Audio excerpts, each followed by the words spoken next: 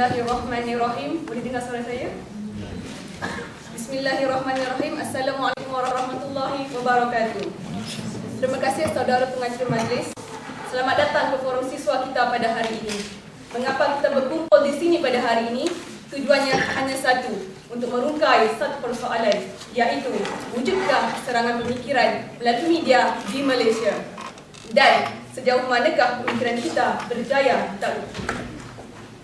Membawa semangat anak muda harus ambil tahu agar kita bakal menjadi penggerak bangsa yang serba tahu. Kami mewakili persatuan ini dengan penuh rasa tanggungjawab akan mengupas satu isu yang telah ditulis belakang ini. Serangan media, serangan pemikiran melalui media, dan sejauh manakah keberjayaan strategi ini?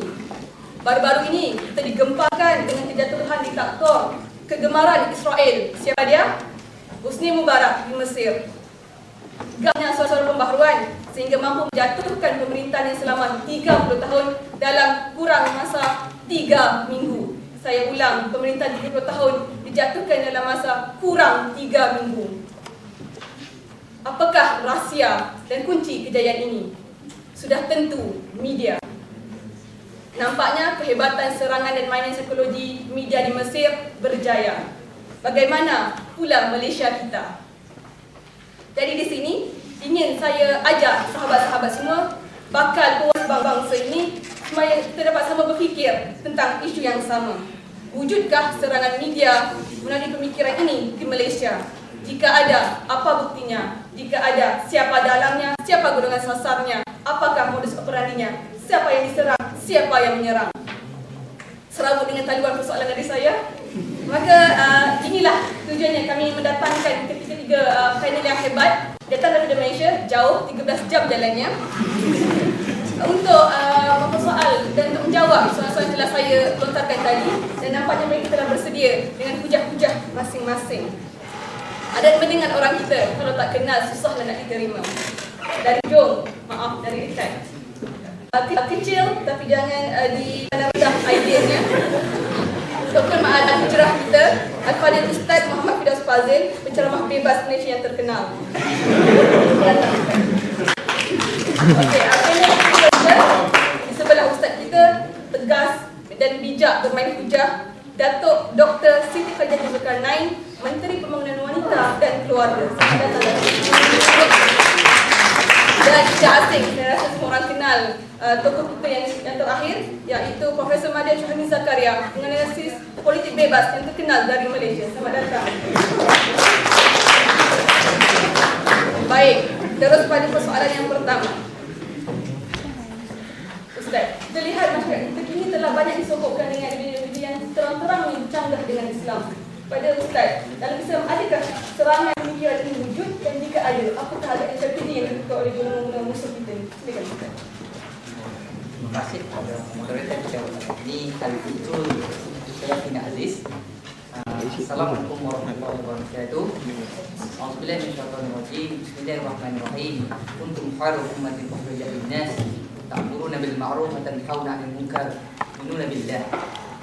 Jadi di sini sebelum kita bergerak pada menjawab soalan sejauh mana serangan pemikiran yang berjaya ditampakkan kepada umat Islam khususnya di Malaysia, ingin saya mengajak para hadirin dan panelis sekalian, kita lihat dulu siapakah sebenarnya yang bawa serangan-serangan pemikiran di Malaysia terlebih dahulu. Siapakah musuh kita? Kita mengenali apa yang kita boleh buat dan melihat apakah strategi yang telah dijalankan. Jadi di sini saya ingin merujuk pada rujukan utama kita, Al-Quran Karim, pada surah Yasin ayat yang ke-60 yang berbunyi, Alam ahad ilaikum ya bani Adam alla ta'budu syaitan innahu lakum aduwwum mubin. Di sini Allah telah tegaskan kepada Bani Adam, kenapa kamu menyembah syaitan? Semuanya mereka itulah musuh yang nyata.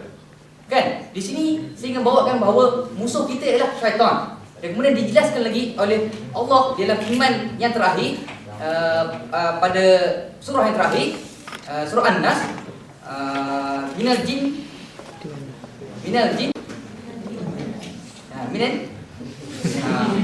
tak ramai yang tahu kan. Di sini Allah telah tegaskan syaitan itu berupa manusia dan juga jin. Manusia dan jin. Jadi bukan bersifat syaitan, ada rupanya manusia dan jin. Dan di sini di Malaysia manusia lah bentuk yang harus kita takuti. Dan telah diteraskan lagi ataupun diperhaluskan oleh Al-Imam Ghazali dalam kitabnya Ihya Ulumuddin. Apakah kelompok-kelompok manusia yang bersifat syaitan ini? Yang pertama adalah yang digelar sebagai kafir, yang kedua adalah musyrik, dan yang ketiga adalah munafik. Seperti kita tahu sejarah kita, golongan kafir dan golongan musyrik ini telah kita halau keluar seusai merdeka pada tanggal 1957. Tapi yang kekal melaksanakan serangan pemikiran ini, serangan pemikiran di Malaysia, yang kekal tinggal adalah golongan munafik dari kalangan kita ini sendiri. Jadi menyentuh kepada tajuk kita pada hari ini, maka golongan munafik ini yang meneruskan serangan pemikiran, yang meneruskan keterangan pemikiran di Malaysia melalui apa-apa saluran pun, tidak kisah media ataupun mungkin pentadbiran ataupun mungkin sebagai golongan biasa. Jadi pandangan saya menyentuh isu ini, media memainkan peranan yang penting, tapi yang lebih kita harus kenali ialah musuh yang sebenar, iaitu golongan-golongan munafik di Malaysia. Baik, habis kita kenal musuh, kita kenal pula strategi utama bagaimana mereka menampakkan stigma itu pada masyarakat.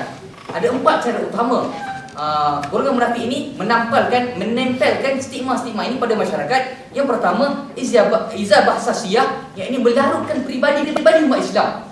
Kita lihat bagaimana anak-anak kita, adik-adik kita, kakak-kakak kita sudah larut pribadinya. Dan yang kedua, contoh strateginya ialah ifsadul akhlak, iaitu merosakkan akhlak umat Islam sendiri.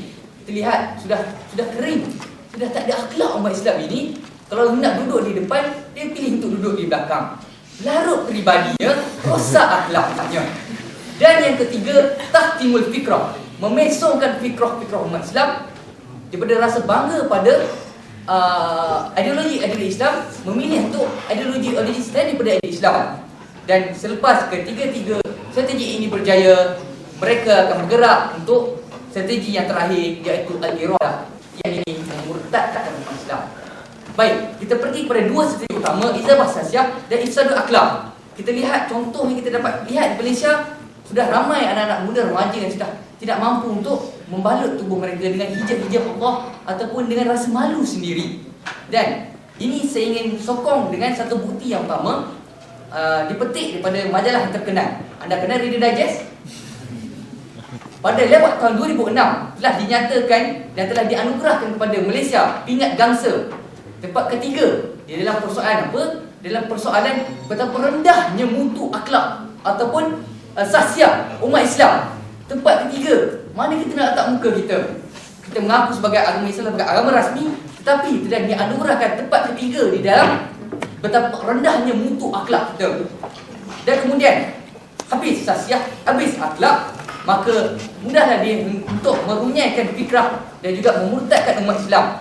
Kita lihat pada tahtimul fikrah dan iradah. Di sini saya ingin sentuh sedikit peranan media dalam menggoyahkan perdagangan Islam. Kita lihat isu Lina Joy cuba digembar-gemburkan dan meraih simpati masyarakat antarabangsa, sedangkan sepatutnya isu itu disenyapkan. Dan juga minta maaf sikit berjayanya golongan munafik ini memurtadkan umat Islam. Kita lihat satu kenyataan yang dikeluarkan oleh Mufti Perak lewat tahun 2002 telah menyatakan bahawa hampir 100,000 telah mengeluarkan barang untuk keluar dari agama Islam. Maka sehingga ajaklah kita menjawab kembali persoalan ini, sejauh mana serangan pemikiran telah berjaya. Saya terpaksa bersetuju bahawa telah berjaya sehingga peringkat mampu memurtadkan umat Islam di Malaysia. Allah panjang ucapannya. Tak apa, kita dah tahu dah, Ustaz dah berkenaan tentang golongan manakah yang bertanggungjawab untuk membuat serangan pemikiran ini. Tapi kita tak nampak berapa jelas media berperanan dalam serangan pemikiran ini. Maka saya akan melontarkan soalan ini kepada panel kedua kita, Datuk. Maka silakan Datuk. Okey, terima kasih Dr. Syarah. Assalamualaikum warahmatullahi wabarakatuh. Terima kasih kerana menjemput saya mewakili pihak kementerian untuk membincangkan perkara ini bersama-sama, kerana saya lihat perkara ini begitu penting untuk dibincangkan. Jadi terlebih dahulu saya ingin bersetuju dengan hujah yang telah disampaikan oleh Ustaz sebentar tadi. Saya memang menyokong, tapi sekiranya saya kira cantik sekiranya jika boleh saya bawakan perbincangan kita ini pada konteks yang lebih kecil, iaitu bagaimanakah kesan media ini terhadap pemikiran masyarakat kita dalam aspek sosial budaya. Jadi penswastaan media pada tahun 1985 dan juga pelancaran MESAC 1 pada tahun 1996 telah memberi ruang yang besar kepada rakyat Malaysia untuk mengakses maklumat dari pelbagai sumber selain pada sumber yang didominasi oleh pihak kerajaan. Jadi kita lihat melalui kemajuan teknologi seperti internet, jaringan jalur lebar, iPod dan pelbagai lagi membolehkan rakyat kita Malaysia untuk mereka mendapat maklumat, memahami dan mempelajari nilai, bahasa dan budaya dari masyarakat lain, dan sehingga kan ada setengahnya membawa masuk budaya ini untuk diintegrasikan dalam kehidupan seharian mereka. Jadi Dr. Syarif, saya tidak menafikan bagaimana globalisasi dalam media ini telah membantu kepada perubahan yang besar pada rakyat Malaysia. Rakyat Malaysia lebih bijak, lebih pandai dalam mencari maklumat. Akan tetapi saya di pihak kementerian ini berasa risau akan masalah ini kerana kita tidak tahu apakah sumber yang ada di luar sana, sejauh manakah kebenaran maklumat-maklumat yang disebarkan, siapakah yang bertanggungjawab untuk menyebarkan maklumat tersebut, dan yang paling penting, adakah maklumat-maklumat yang disebarkan itu bertepatan dengan syarak sehingga ia boleh dibawa masuk dan dibudayakan dalam masyarakat kita Malaysia. Jadi saya teringat ya Prof dengan Ustaz pada waktu kita zaman kita muda-muda tu, lebih kurang pada tahun 1990-an dahulu, di mana ketika itu media seolah-olah begitu gairah mempamerkan budaya-budaya sosial barat, sehingga kan budaya-budaya barat ini diangkat dan diagung-agungkan oleh masyarakat kita, sehingga tapi tidak pula media ini gairah membawa perkara-perkara yang baik seperti bagaimana aspek pendidikan, aspek politik yang diamalkan oleh barat. Jadi kita lihat bagaimana kesannya pada anak muda remaja kita sekarang. Lihat cara pemakaian mereka, cara tutur kata mereka, cara pergaulan mereka di antara lelaki dan perempuan, cara pemikiran mereka, seolah-olah semuanya berkiblatkan kepada barat, seolah barat itu saja yang bagus. Jadi saya juga ingin suka memetik kerangka akhbar Mataharian pada tahun 2009 di mana Norman Keadu, saya pasti anda semua kenal siapa beliau. Beliau adalah seorang penerbit filem yang sangat unggul di Malaysia. Bagaimana beliau sendiri menyatakan ketidakpuasaan beliau terhadap jumlah bilangan filem Malaysia, filem barat yang dibawa masuk ke dalam Malaysia, iaitu lebih kurang ini 300 dalam 300 filem baru masuk dalam setahun berbanding dengan filem tempatan yang hanya berkisarkan lebih kurang jumlahnya 15 ke 20 dalam setahun. Jadi kita nampak satu perbezaan yang begitu ketara di sini. Tambah lagi dengan alunan muzik barat yang menjadi kegemaran, menjadi hal penting anak-anak muda remaja kita. Dan juga berlambakkan trend-trend dan majalah-majalah barat yang dijual pasal kita. Jadi tidak salah seperti saya katakan, serangan media membantu kepada pembentukan budaya barat di Malaysia sehingga kan anak Melayu kita hilang ciri-ciri kemaluannya. Tapi Datuk, agak berat sebenarnya di situ kan. Datuk memilih media yang teruk untuk dipamerkan kepada kami. Kalau boleh Datuk komen sikit sebab kita sekarang ada media yang berciri dengan Islam. So apa komen Datuk? Ya, saya tak menafikan. Kita lihat sekarang ni media yang berpandukan keagamaan nampak semakin ditonjolkan di Malaysia. Seperti kita ada rancangan seperti Imam Muda, Al-Kuliah, Halal, majalah-majalah seperti An-Nur, Solusi yang memang nampaknya makin mendapat tempat di hati rakyat kita. Akan tetapi kita juga tidak perlu lupa. Kita janganlah lupa bahawa di Malaysia masih ada media-media yang berbentuk hiburan yang melalaikan seperti kita sebut saja Anugerah Jual Lagu, Anugerah Popular Bintang Harian, Akademi Fantasia, majalah Asyik FM dan macam-macam lagi media yang berbentuk hiburan yang menyebabkan kita nampak kat sini menyebabkan masyarakat kita lebih lalai. Jadi sukalah kita nampak berlaku satu ketidakseimbangan yang berlaku di antara aspek keagamaan dan aspek hiburan yang dibawa media di negara kita. Jadi saya sukalah untuk berkongsi satu konsep dalam Islam, iaitu konsep Inqilabiah, di mana konsep ini menekankan bahawa perkara-perkara jahil, perkara jahat yang ada di negara ataupun pada mana-mana saja sepatutnya dibuang terus dan digantikan dengan perkara-perkara yang baik, perkara-perkara yang bertepatan dengan Islam. Atau dalam kata lainnya, perkara-perkara baik seperti Imam Muda, Al-Kuliah ini tidaklah menjadi tempelan kepada perkara-perkara jahilah yang masih ada di Malaysia. Saya ambil contoh rancangan Bicara Mufti di TV1 yang disiarkan pada jam 5 pagi. Jam 5 pagi tuan-tuan dan puan-puan. Siapa yang menonton rancangan ini? Barangkali Ustaz mungkinlah program tersebut bertujuan untuk mengajar mereka yang bangun kiam saja menonton tersebut. Tambah mengecewakan apabila kita lihat pengamal media seolah kurang sensitif terhadap waktu-waktu siarannya. Kita lihat bagaimana drama-drama Melayu yang mendapat tempat di hati, mendapat rating tertinggi dalam penonton Melayu. Bagaimana cerita-cerita kata seperti Shinchan dan Naruto ditayangkan pada jam 7.30 malam. Ketika rancangan lain memang menjadi kegemaran dalam anak-anak kecil kita. Ditayangkan pada waktu 7.30 malam ketika itu orang tengah sibuk bersiap untuk masjid, untuk bersiap sini untuk solat. Jadi saya mempersoalkan di manakah sensitiviti keagamaan dalam pengamal media ini. Terima kasih Datuk. Kita dah tahu siapa dalangnya, kita dah tahu bagaimana modus operandinya. Tapi tak adil kalau kita tahu kesalahan mereka tanpa tahu peran yang sebenar. Maka saya ingin ajukan soalan kepada pakar segala media dan segala benda. Terima kasih polisi kita, Profesor Madia Syafiqul Zakaria. Silakan. Terima kasih Dr. Musi Mantis, rakan-rakan panel sekalian, serta hadirin hadirat sekalian. Alhamdulillah kita dapat membicarakan satu isu sangat besar mengenai peranan media terhadap mengaruhi pemikiran rakyat kita. Dan sekiranya isu ini tidak besar, telah kita mengadakan forum seperti ini. Bercakap mengenai peranan media, tidak boleh tidak, kita perlu bahagikan media itu. Apa yang saya analisis daripada kajian saya telah menunjukkan bahawa kita dapat membahagikan media itu kepada dua, iaitu media arus perdana dan juga media alternatif, yang mana terdapat di bawahnya seperti media massa, elektronik, cetak dan sebagainya. Dan mana kita perlu melihat peranan media ini dari segi positifnya dan negatifnya peranan media tersebut untuk dibawakan kepada masyarakat kita pada hari ini. Tidak perlu tidak, bercakap mengenai peranan, kita juga perlu melihat kepada kesan. Kerana kesan apa yang berlaku akan mempengaruhi apakah peranan yang bakal dibawa. Dan kesan yang ditonjolkan sini adalah kesan kepada masyarakat kita pada hari ini semenjak akhbar ataupun media telah mula dikenalkan di Malaysia. Jika dahulu kita tinjau kembali sejarah kita, ketika kita ingin menuntut kemerdekaan daripada British, mana peranan media pada ketika itu utusan Melayu dalam Jawi telah berjaya menyampaikan maklumat, informasi kepada rakyat di seluruh tanah Melayu agar bersama-sama bangun, bangkit menentang Malayan Union dan juga menuntut kemerdekaan daripada pihak British. Tapi itu adalah pada zaman dahulu. Kecil skopnya peranan media pada zaman dahulu. Pada zaman sekarang kita melihat bagaimana peranan media itu lebih besar tanggungjawab serta amanahnya. Dan saya juga ingin membahagikan peranan media ini kepada dua, iaitu peranan media yang telah dibagi kepada dua dan juga peranan pengguna terhadap media itu sendiri. Okey, kita melihat pada peranan media. Bab kata orang lama seperti Pak Lan kita, peminat Salin. Dulu lain, sekarang lain. Dulu peranan media lain, sekarang lain. Jadi macam saya katakan, peranan media pada hari ini melengkumi satu skop yang sangat luas. Tidak hanya kepada memberikan informasi sahaja. Dan saya telah bahagikan kepada tiga peranan besar media pada hari ini, iaitu pertamanya membentuk pemikiran rakyat yang matang. Kita perlu lihat bahawa media ini sangat dominan dalam kehidupan masyarakat sehingga dikeluarkan pada tahun 2007 satu survei daripada Medical Center, itu satu syarikat pendidikan yang besar di Malaysia, telah menunjukkan bahawa 35% pemikiran ataupun keputusan dibuat oleh rakyat Malaysia berpandukan daripada info-info atau maklumat mereka perolehi daripada media. Termasuklah media arus perdana dan juga media alternatif.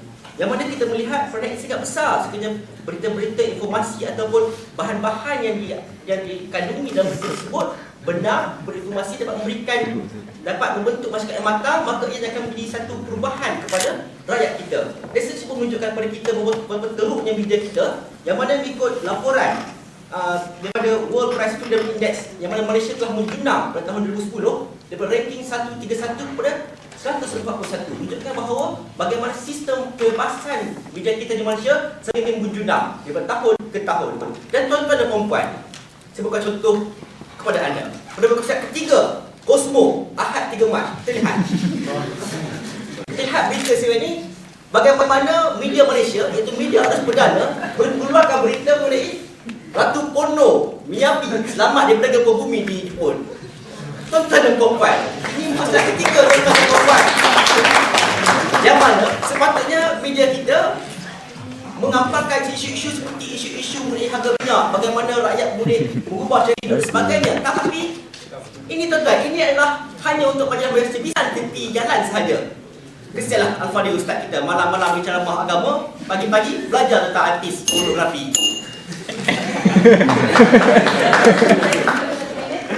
Yang kedua ialah faktor yang kedua, peranan media adalah sumber prima informasi dan isu-isu semasa yang mana isu-isu yang besar patut diletakkan pada bahagian yang lebih penting daripada bahagian-bahagian yang tidak patut sepertinya. Yang ketiga adalah sebagai bahan pendidikan kepada kanak-kanak. Jika dahulu umur saya 15 tahun baru tahu apa itu liwat. Sekarang adik-adik kecil dah tanyakan, "Bapa, liwat tu apa?" Maksudnya benda yang tak sepatutnya dikeluarkan di media dikeluarkan dan menjadi bahan pendidikan tak patutnya yang diambil oleh kanak-kanak pada zaman sekarang. Yang terakhir adalah peranan media adalah peranan pengguna. Yang pengguna pada hari ini khususnya pihak belia lebih pandai, lebih bijak memilih bahan-bahan berita, sumber-sumber berita mereka yang kita perasakan tepat lagi berinformasi. Kita mempunyai kuasa untuk menolak. Kita melihat media itu berat sebelah, tak memparkan idea-idea ataupun laporan yang tepat, tolak ke TV kita pilih yang tepat, kerana pilihan berada di tangan kita. Terima kasih panel. Kita memang hebatlah cakap-cakapnya dan memang terkena di batang tubuh sendirilah. Maka tamat di sini perbincangan panjang kita, mahu disimpulkan sudah tamat masa. Memang ini baru boleh guna masa mencemburui kita. Jadi saya buka gelanggang forum kita pada hari ini untuk soalan daripada panel hakim. Silakan.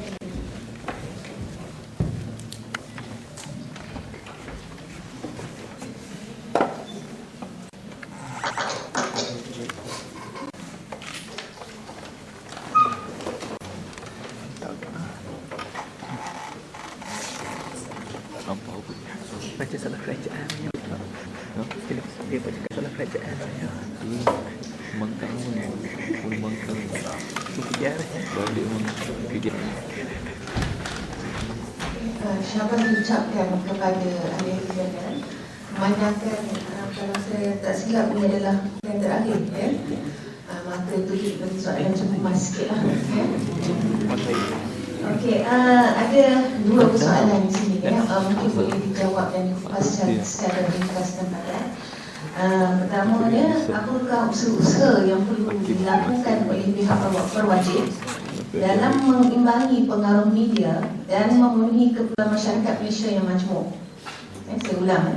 Apakah usaha yang perlu dilakukan oleh pihak berwajib dalam mengimbangi pengaruh media dan memenuhi keperluan masyarakat Malaysia yang majmuk? Yang keduanya, apa yang telah dikupas tadi lebih kepada isu-isu sosial, isu-isu hiburan. Bagaimana pula serangan pemikiran media yang dilakukan terhadap ekonomi dan politik Malaysia? Itu sahaja. Baiklah, terima kasih kepada panel hakim untuk dua soalan yang cukup luas itu. Terima kasih berjumpa dengan sebagainya. Saya akan beri 5 minit kepada panel kita untuk mengeluarkan idea-idea yang bernas.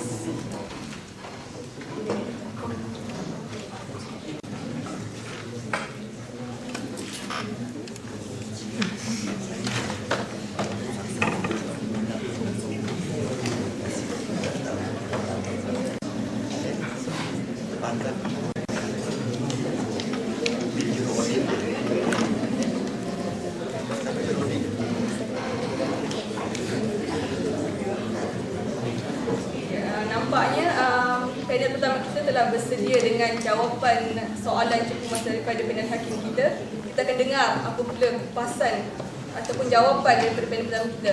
Okey, maka saya akan ajukan soalan pertama tadi daripada panel hakim tentang usaha untuk kita mengimbangi pengaruh media dan keperluan masyarakat majmuk. Bagaimana usaha yang perlu dilakukan? Maka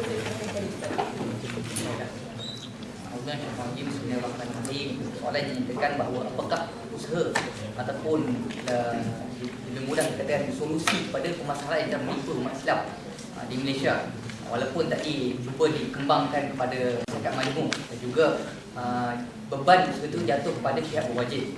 Jadi insyaAllah saya akan cuba kongsikanlah apakah usaha dalam bentuk mudah yang boleh kita buat. Jadi di sini ingin saya kongsikan nasihat Rasulullah SAW untuk berikan hadis baginda diriwayatkan oleh Imam Man ra'ikum haram falyughayyirhu biyadihi fa in lam yastati' fa bi lisanihi fa in lam yastati' fa bi qalbihi wa zalika adhaful iman. Kita lihat di sini hadis ini berbentuk dua alat bantu. Alat bantu yang pertama adalah dia boleh mengukur sejauh mana keberkesanannya dengan pemikiran ini. Maksud hadis tadi ialah barang siapa yang melihat kemungkaran, cegahlah ia dengan tangan. Jika tidak mampu, cegahnya dengan lidah. Dan jika tidak mampu juga, cegahlah dengan hati. Dan itulah selemah-lemah iman.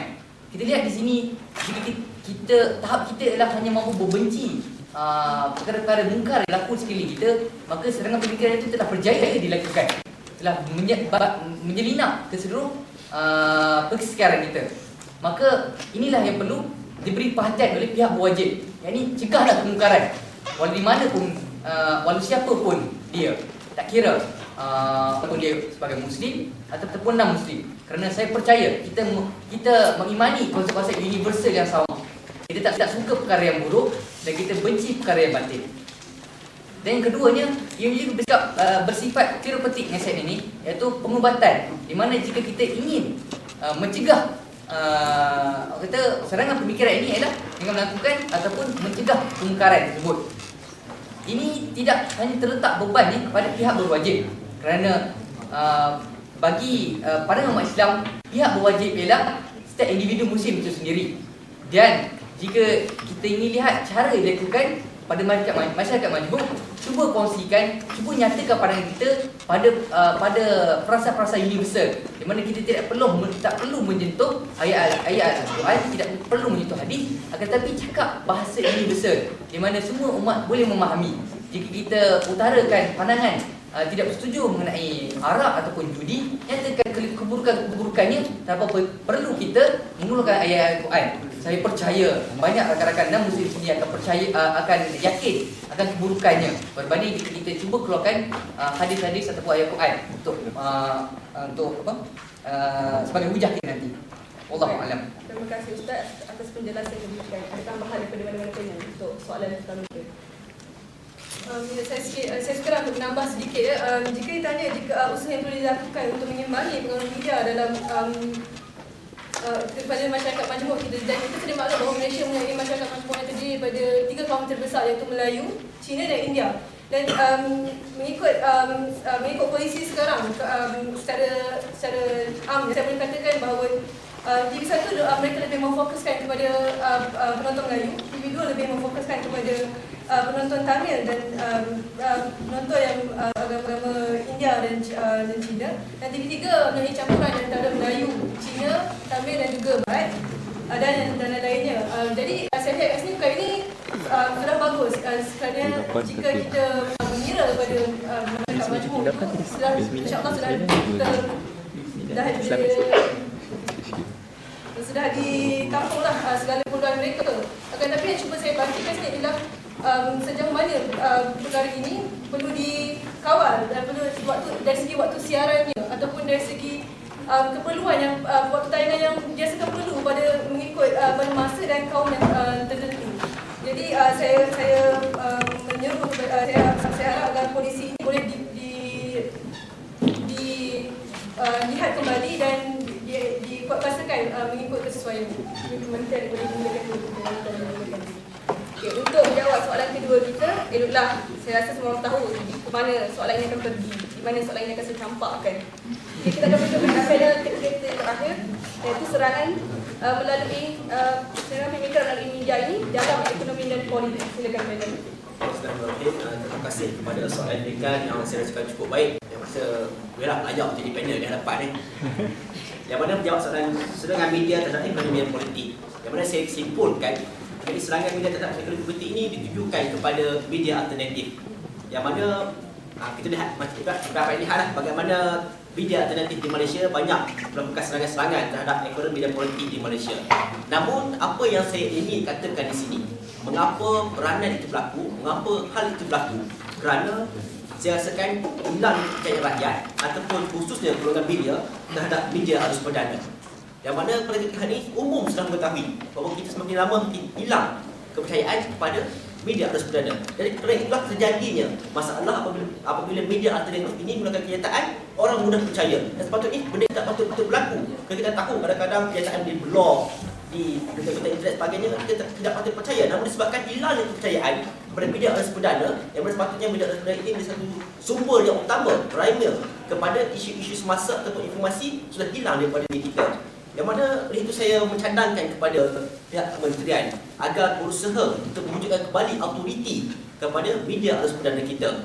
Bila kita lihat, kita berada di luar negara, kita lihat bagaimana TV, televisyen di sini, di US, di UK sebagainya, apabila diadakan, diberikan ruang kebebasan yang secukupnya kepada pihak-pihak sama ada kerajaan untuk bangkang, untuk mengeluarkan kenyataan-kenyataan dan pendapat mereka mengenai isu politik dan juga ekonomi. Yang mana sekiranya benda ini jadi satu masalah sangat besar kerana kita bersumberkan berita-berita bersumber alternatif, dia tak tahu di mana-mana sumber autoritinya, dia akan menjadi penyumbang kepada tahap keselamatan dan kesadaran politik dan juga ekonomi. Kerana setiap kenyataan yang dikeluarkan itu akan mempengaruhi ekonomi negara kita. Dan kita tak mampu peristiwa seperti dalam 13 Mei berlaku sekali lagi. Dan saya di sini bukanlah mencadangkan kebebasan sebelumnya, namun kita perlukan kawalan juga. Namun kawalan itu bukanlah kawalan seterusnya, sebagai hanya mangkin kepada apa yang hanya perlu dikeluarkan, dan bukanlah ini sebagai faktor penekan, tapi hanya sebagai faktor kawalan sahaja. Dan saya rasa juga kita perlu menunjukkan evolusi media di Malaysia agar seperti mana kita melihat kata-kata adik Zaid kita dalam kisah Adikku Bercerita, supaya kita pada media ini perlu diberikan nafas baru agar kita tak terus ditempuh oleh media yang rakus, agar kita bakal jadi masyarakat Islam madani yang utuh. Terima kasih. Profesor Mahathir kita. Pertama serangan pemikiran ekonomi politik dan juga ekonomi. Jadi saya tidaklah pakar di dalam ekonomi. Mungkin saya akan sentuh mengenai politik Islam. Di sini kita lihat serangan pemikiran ini terhadap politik Islam kita lihat menghinggapi umumnya pada golongan reformis Islam, di mana mereka ini cuba dipesongkan pandangan orang apabila orang nak memperbaharui agama ini, memperjuangkan agama ini, hanya memikirkan usaha dakwah semata-mata, tanpa melihat betapa pentingnya umat Islam ini memegang tampuk pemerintahan ataupun mengurus takbir cara hidup kita sendiri, dan seterusnya melangkah menjadi uziatul alam ataupun contoh tauladan pada umat-umat yang lain. Jadi pemesongan terjadi pada golongan reformis agama sendiri. Mereka melihat ini jalan dakwah saja, siapa perlu melibatkan diri dalam politik Islam. Itu yang pertama. Yang keduanya, mereka reformis Islam juga telah dipesongkan dengan kata-kata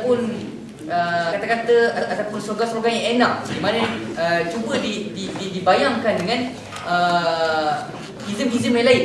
Macam contohnya nasionalisme yang terpuji kononnya, ataupun sekularisme yang Islami. Padahal kalau kita yakin dengan Islam, kita tak perlu kepada izm-izm yang sebegini. Tidak perlu kita pada memperjuangkan nasionalisme selari dengan perjuangan Islam. Kerana Islam tu yang teratas, dia tidak ada lebih atas dari Islam. Wallahu a'lam. Terima kasih.